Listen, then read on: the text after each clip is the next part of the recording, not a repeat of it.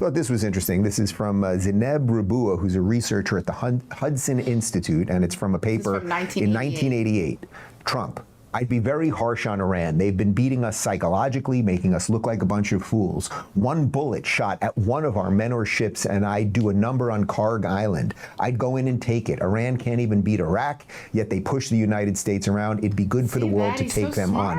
Can you guys quickly check the headlines on Karg Island? Because it looks like we are making some move there, and that is where a huge amount of the oil is exported. But the point is, Donald Trump has been ridiculously consistent on all of this stuff. So, Megyn, have the balls to say you don't support Donald Trump or that you think he's a puppet. Like, go ahead and fully say what you're going to say. Hi, guys. Welcome to Go See Gail. Okay, so I filmed a video yesterday. It was very long. I was going to whittle it down to like 10 to 14 minutes. And my cat that spends a lot of time with me in my office jumped up, hit my microphone, didn't realize it. She hit the mute button, ruined the whole video. So I have to re-record it because I really want to do a video about this. Also, I'm in my pajamas because I'm tired. But I'm not too tired to do this video. It's hot. It's 1,000,000 degrees in Los Angeles. We're going through some weird heat wave till Friday. It's like they're actually putting out warnings, especially for people in the valley. Yeah, it's just not a whole lot of fun. But what also is not a lot of fun is all the fighting that is going on between the Republicans, or just not even like the ones in office. It's just the Republican influencers. The thing that really got us over the threshold during the election was how much everybody wanted real change in this country. And so all the influencers, all the YouTubers hung in there and, reported the news and reported all the BS that was going on in the Democratic Party. But right now, I believe they're still aligned with Trump, but they're fighting with each other. It's also Mercury retrograde. There's a lot going on, you guys. Mercury retrograde. That's another thing. I just lost all the guys. Don't go, guys. I'm not going to talk about Mercury retrograde for a very long time. It's just something that happens. The planet of Mercury goes in reverse, or it appears to be going in reverse for 3 weeks. Happens 3 or 4 times a year. And then people fight. And people have misunderstandings. And it's just like being in a Three's Company episode. See, that shows my age. It's just not a good time. And we have maybe 4 more days of it, and then we'll have some aftershocks, and then everyone's going to feel better. It just feels like everyone's PMSing and fighting with each other. And so Dave Rubin is going to talk about this. He's one of my favorites. And he's like, I don't like to fight with people. He does. And he's a little shit stirrer when he wants to be. He's just he has a lot of finesse when he does it. But let's get into Dave Rubin. And man, this intro was way too long. Hang in there with me, you guys. This is going to be interesting. Okay? Just hang in there with me. Okay? Okay. All right, so as I said, guys, at the top, and I really do mean it, like, I'm not that interested in the influencer wars, and I do get sucked into them sometimes, and people say things about you, and then, you can just sort of sit there and take it or ignore it, and then sometimes you do punch back, and Piers Morgan and I got into it last week. And yes, I did say that he would sell his mother to a jihadist for a click, and he blocked me on Twitter, and it is what it is. We all have our moments. I think that's so funny. But there's something just in the ether right now where everyone's just attacking everybody. And by nature, I am someone that tries to build bridges, not burn them. Again, I am not perfect, so I do fail at this at points. But we are watching now people everyone should be aligned right now. Like, that's the thing. Everyone on the right, broadly on the right, should be aligned right now. There's no reason that me and Tucker should be in disagreement right now. Like, we could have a disagreement on the Iran war, let's say, or on this, or on abortion or something, whatever.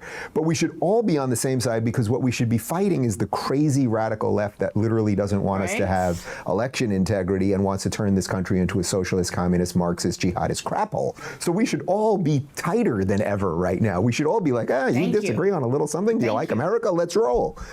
Sadly, that's not happening. Nope. Here's a tweet from Mark Levin. Poor Megyn Kelly, an emotionally unhinged, lewd, petulant wreck. She's completely revealed and destroyed herself. She's everything people say she is, but much worse. Never an intelligent, thoughtful, or substantive comment. Utterly toxic. Mark Levin and Megyn Kelly have been going at it for quite some time. I don't know anything about this because Megyn doesn't really talk about this on her show at all. But I did see a short video that she did, and she was saying that he's been he's been coming at her for a while. It's about the war stuff. It's unfortunate because I think they're both brilliant people. Let's get time. As you guys know, Megyn, I'll just do it real quick. I held her. I had love in my heart for Megyn for a long time. She called me right when she was looking for a job after the NBC thing, asking me how I built this. I've called her for advice. We've been on each other's shows a gajillion times, on each other's shows on election night.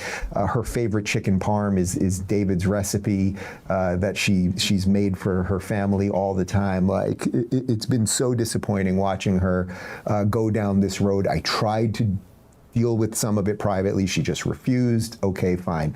Her response to Mark Levin, micro penis. That's the first time I've ever said that on the show, I think. Micro penis Mark Levin thinks he's the monopoly on lewd. He tweets about me obsessively in the crudest, nastiest terms possible. Literally more than some stalkers I've had arrested. He doesn't like it when women like me fight back because of his micro penis. Like, what We're is really heading in the right direction here. That's crazy. I just feel like Megyn Kelly can do better than talking about a man's penis when she's never seen it. I mean, I don't think she's ever seen it. I just think she can do better. It's more professional just to not do that, but I guess when you get angry, you just get angry. I get it. I fight too. I get it. Right? Like, it's like when they go low, we go lower. Now, okay, so people say things online. How would she know about Mark Levin's penis? Like, it's just all so freaking ridiculous. And she's getting just pummeled. I'm not defending. Levin is a different generation. He attacks in a certain way. I think one of the frustrations with Megyn is, as someone that was like kind of, she's a little bit younger and she was cool when she was on Fox, and it's the same thing with Tucker. People just expected them to be a little bit better in this world. You know what I mean? Like, that's what people expected, and they just didn't. One of the people who I think has been consistently good on this, because he tries his best, probably fails too, but to keep it on the issues, is Ben Shapiro. Here he is going on about some of Megyn's criticisms about Mark Levin. It's his war. Ben Shapiro, Lindsey Graham, Miriam. In regards to Ben Shapiro and Megyn Kelly, they were very close on each other's shows, and he helped her, get started and get set up. So did Dave Rubin. This is just crazy. They all used to be friends. We can't have this for the midterms. It's just not a good look for the Republican Party to have the influencers fighting amongst each other. It hurts my heart. It's Mercury retrograde. Get your emotions together, you boneheads. Adelson, that's obvious. Okay, so first of all, the ugly suggestion that Mark Levin is somehow a traitor to the United States, that it's Ben, get your eyebrows. I know that it makes you pop on screen a little bit, but get your eyebrows under control. That is just clean them Israel's up, war, and Mark Levin wanted it because it's Israel's war, or I want it, or Lindsey Graham, or Miriam Adelson. Really disgusting stuff from Megyn Kelly, but predictable at this point. You know whose war this is? President Donald J. Trump's war. He's the president of the United States. He commands the United States military. She is such a coward. She is such an unbelievable coward. You don't like President Trump? You don't like what he's saying? Just say his name, you coward. You unbelievable coward. Tucker and Megyn both. Unbelievable cowardice. Say his name. Yeah, that's right. That's right. The idea that this is Mark Levin's war. Look, Tucker, as we started at the show, what did Tucker say? Well, I'm a free American to say what I want. So he could go to the Oval Office, which he obviously did, to lobby or discuss with the president why he's against the war. And if you don't know, this is starting to sound kind of like a spiritual battle between these influencers, because Mark Levin, Dave Rubin, and Ben Shapiro, they're all Jewish. And I believe that Megyn Kelly is Catholic, or I think, so this is some spiritual stuff going on here. Mark Levin is allowed to do the exact same thing. What you're not allowed to do is coordinate with a foreign government or tip them off on what might be going on when you get information from the president of the United States, or you were to get classified information or something else. That's a different thing. But Ben is completely right there. This is Donald Trump's war. Donald Trump has made this decision, and we played you video last week of Donald Trump quite literally 40 years ago talking about Iran. We've played you video multiple times over the last few weeks of Donald Trump saying Iran is never going to get a nuclear weapon and that the regime's got to go and all of these things. But I thought this was so it's like, Megyn, just don't, it's like too damn obvious what you're doing. Yes, it's Mark Levin's war. Mark Levin and Ben Shapiro work together to trick Donald Trump. It's grotesque and boring and dumb. Say Donald Trump's name. If you've officially turned on Donald Trump, go ahead and say it. I trust Donald Trump. He makes me laugh. You don't, and you think he's been bamboozled into this war, and that means JD has been bamboozled, and Marco Rubio and Pete Hegseth and everybody by Mark Levin and fast-talking Ben Shapiro. I thought this was interesting. This is from Zineb Rabua, who's a researcher at the Hudson Institute, and it's from a paper in 1988. Trump. I'd be very harsh on Iran. They've been beating us psychologically, making us look like a bunch of fools. One bullet shot at one of our men or ships, and I'd do a number on Karg Island. I'd go in and take it. Iran can't even beat Iraq, yet they push the United States around. It'd be good for the world to take them on. Can you guys quickly check the headlines on Karg Island? Because it looks like we are making some move there, and that is where a huge amount of the oil is exported. But the point is, Donald Trump has been ridiculously consistent on all of this stuff. So, Megyn, have the balls to say you don't support Donald Trump or that you think he's a puppet. Like, go ahead and fully say what you're going to say, right? Like what you're implying. Go ahead and say it. You think Donald Trump doesn't know what he's doing and he's been tricked by this. Ironically, if he hadn't done it, would he have been tricked? Would you be making the argument that Tucker Carlson tricked him into not doing it? You see the thinness around all of this? Anyway, Trump apparently this morning saw a little bit of the fight between Mark Levin and Megyn Kelly, and Trump put this up.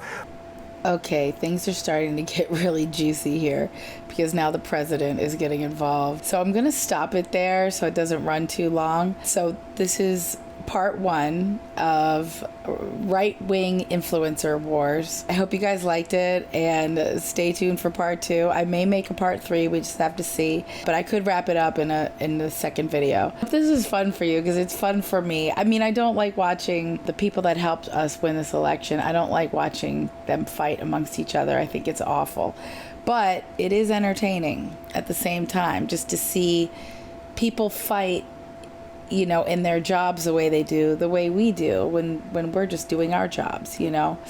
People's egos get all twisted up, and it is Mercury retrograde. All right, let me know what you guys think. This has been Go See Gail, and stay tuned for part two.